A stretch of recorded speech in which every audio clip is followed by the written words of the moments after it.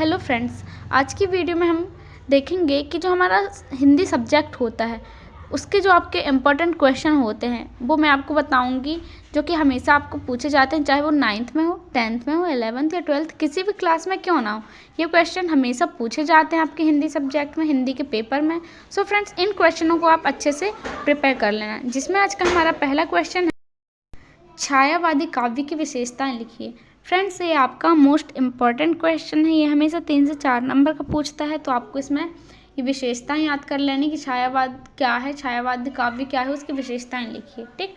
फिर भक्ति काल को हिंदी साहित्य का स्वर्ण युग क्यों कहा जाता है। फ्रेंड्स, ये मोस्ट इम्पॉर्टेंट क्वेश्चन है। ये हमेशा पूछा जाता है, आपका किसी भी क्लास का हिंदी का पेपर क्यों ना हो, ये हमेशा पूछा जाता है। ठीक। फिर नई कविता की प्रमुख 2 विशेषताएं लिखिए।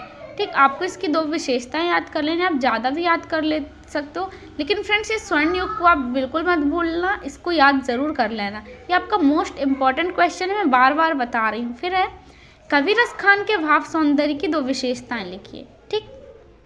उसके बाद है सुमित्रा नंदन पंत के भाव सौंदर्य की 2 विशेषताएं लिखिए। फ्रेंड्स, ये जो मैंने कवि रस खान, सुमित्रा नंदन पंत के भाव सौंदर्य को बताया, तो आपके 2 नंबर में हमेशा पूछे जाते हैं।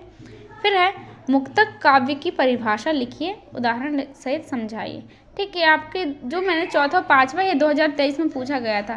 फिर मुक्तक काव्य की परिभाषा लिखिए और उदाहरण सहित समझाइए। फिर महाकाव्य एवं खंड काव्य से आप क्या समझते हो, अंतर लिखिए। आपको महाकाव्य और खंड काव्य में अंतर स्पष्ट करना, क्या इनसे क्या आप समझते हो, इनमें क्या अंतर है। फिर अलंकार की परिभाषा समझाइए, अनुप्रास अलंकार को परिभाषित कीजिए। आपको अलंकार की परिभाषा समझानी है कि अलंकार क्या होता है, उसमें आपको अनुप्रास अलंकार को परिभाषित करना है। फ्रेंड्स, ये मोस्ट इंपॉर्टेंट क्वेश्चन है। फिर नाटक और एकांकी में अंतर स्पष्ट कीजिए। आपको ये नाटक और एकांकी क्या है, इसमें अंतर स्पष्ट करना है।